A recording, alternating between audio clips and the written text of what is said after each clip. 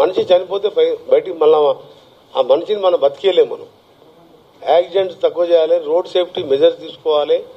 దాని మీద మా కార్యాచరణ, ఈ ప్రమోషన్స్ అన్ని పూర్తయినాయి. కాబట్టి ఇప్పుడు కేంద్ర ప్రభుత్వం కూడా ఒప్పించి RRR కూడా స్టార్ట్ చేయడం, యామ్ రోడ్లు కూడా ముఖ్యమంత్రి గారితో 3-4 రోజుల్లోనే ఒక సమావేశం ఏర్పాటు చేసుకొని మేము పిలువబోయే ప్యాకేజీ వివరాలు కూడా వారికి కూడా ఏమనంటే వారి సలహాలు తీసుకొని వారి అనుమతితోని టెండర్ ప్రక్రియ చేయడం జరుగుతుంది.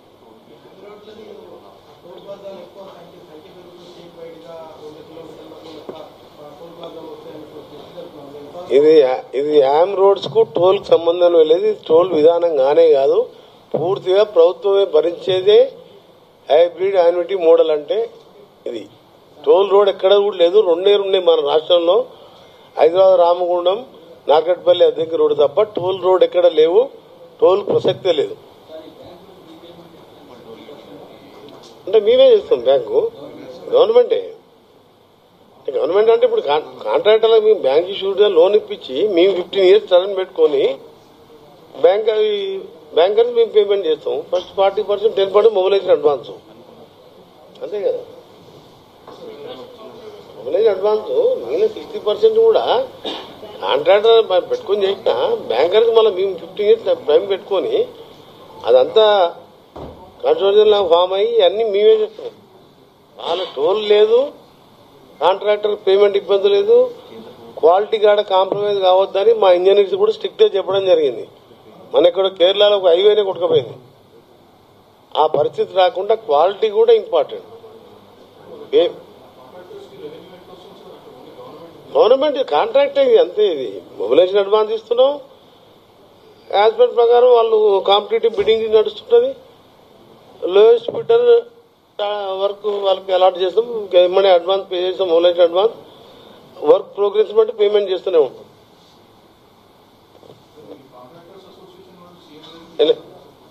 నా దగ్గర కూడా వచ్చింది, వాళ్ళు కూడా ఒప్పుకున్నాం.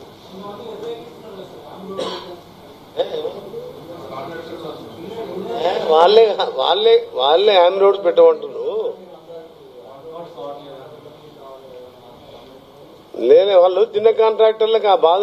జాయింట్ వెంచర్ ఇంతకుముందు లేకుండా R&Bలో నేను మినిస్టర్ అయిన తర్వాత joint venture 1 or 2 or 3 joint venture పెట్టి వేసుకుంటారు. అదేం లేదు, అంత మన దగ్గర మంచి కాంట్రాక్టర్లు ఉన్నారు. పేమెంట్ లేకేందంటే అగ్రిమెంట్ చేసుకుని కూడా వర్క్ స్టార్ట్ చేస్తలేరు. ఇప్పుడు కొంచెం చిన్నగా పేమెంట్ కూడా క్లియర్ చేస్తున్నాం. అరే ఆల్రెడీ 6 slabs పడ్డాయి. మీకు నెక్స్ట్ వీక్ తీసుకుపోతాం. ఎస్సీ గారు స్టార్ట్ అయింది. ఆ గాయత్రి వాళ్ళు పోయి అలా ఎస్క్రూ అకౌంట్ పెట్టి బాబినీడ్ అని వారు స్టార్ట్ చేసినట్టు కింద రోడ్ వేస్తున్నాం, పైన స్లాబ్స్ కూడా పడుతున్నాయి. 1.5 year లోపే 7 kilometer ఫ్లైఓవర్. అది నేను 1 year కల్లా కష్టపడితే ఈ షేప్ వచ్చింది. ఇప్పుడు స్లాబ్స్ వేసినాం. మాక్సిమం 16 months అని పెట్టుకున్నాం డెడ్ లైన్. ధర్మారెడ్డి గారు మనము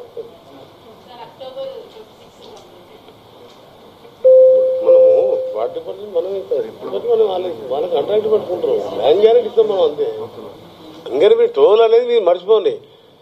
కేసీఆర్ కాళేశ్వరం కట్టినప్పుడు మిషన్ భగీరథ ఇచ్చినప్పుడు కార్పొరేషన్ పెట్టి పర్ హెడ్ ఇంత లీటర్కి ఇంత వసూలు చేస్తా, మీకు రీపేమెంట్ చేస్తా, కాళేశ్వరంలో 10 ఎకరానికి నీటి తీరు వసూలు చేస్తాను లోన్ తీసుకొచ్చి నా కండిషన్.